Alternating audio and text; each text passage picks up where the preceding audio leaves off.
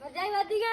ਹਾਂ ਵਧੀਆ ਭਾਈ ਤਿਆਰੀ ਤਾਂ ਕਰਾ ਚਾ ਮੈਨੂੰ ਤੇ ਮੈਂ ਇਹਨੂੰ ਪਤਾ ਤੂੰ ਕਿੱਥੇ ਜਾਂਦੀ ਪਈ ਏ ਮਿਲਦੀ ਨਹੀਂ ਆ ਤੈਨੂੰ ਖੁਸ਼ਖਬਰੀ ਦੱਸਣੀ ਮੇਰੀ ਤਿਆਰੀ ਤਾਂ ਕਰਾ ਮੇਰੇ ਭਾਈ ਤੇ ਘਰੇ ਖੁਦ ਕਰ ਲਈ ਕਰ ਮੈਂ ਤੇਰੀ ਨੌਕਰ ਲੱਗੀ ਤੇਰਾ ਖੁਸ਼ਖਬਰੀ ਤਾਂ ਸਾਲਾ ਦੱਸ ਮੇਰੇ ਭਾਈ ਦੇ ਘਰੇ ਨਾ ਬੇਟੀ ਹੋਈ ਏ ਮੁਬਾਰਕ ਖਾਂ ਹਰ ਮੁਬਾਰਕਾਂ ਮੈਂ ਜਾਣਾ ਨਾ ਤੇ ਮੇਰੀ ਤਿਆਰੀ ਤੇ ਕਰਾ ਚਾ ਅੱਛਾ ਹਾਂ ਤੇ ਜਾਵਣਾ ਤੂੰ ਆਪਦੇ ਪੇਕੇ ਦੀ ਤਿਆਰੀ ਤੇਰੀ ਮੈਂ ਤੇ ਕਰਾਵਾਂ ਤੇ ਪਾਰਲਰ ਤੇ ਲੱਗ ਜਾਵੇਂ ਤੇ 1000-1500 ਭਰੇ ਤੇ ਚਾਰ ਲੱਗ ਅੰਧੇਰਾ ਤੇ ਮੈਂ ਤੇਰਾ ਠੇਕਾ ਤੇ ਕੰਨ ਚਾਲੀਏ ਦੇ ਰਹੀ ਮੈਂ ਚਾਵਲਾ ਤੁਰ ਆ ਗਈ ਤੇ ਮੈਂ ਤੇਰੇ ਸਿਰ ਖਾ ਦਿਆ ਮੈਂ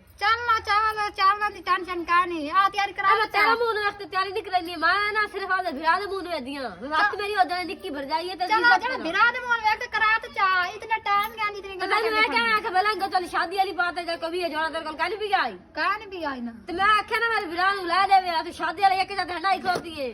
ਹੰਡਾਉਣਾ ਤਾਂ ਨਾ ਅੱਗੇ ਮੈਂ ਹੰਡਾਉਣਾ ਪਿੱਛੇ ਮੈਂ ਹੰਡਾਉਣਾ ਬਈ ਇਹ ਜੋੜਾ ਸਾਡਾ ਲਾ ਰਸਤੇ ਦੇ ਬੇਕਾਂ ਦੇ ਪਾੜਾ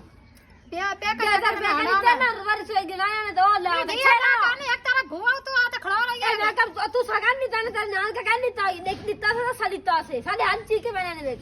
ਸਾਰਾ ਮੈਂ ਕਹ ਤੇਰੀ ਮਾਮੂ ਕਾਈ ਬੇਟੇ ਠੇਕਾ ਚਾਲੇ ਤੇਰੇ ਮਾਮਾ ਦਿਆ ਦਾ ਨਹੀਂ ਵੀ ਤਿਆਰੀ ਕਰਾਵੇ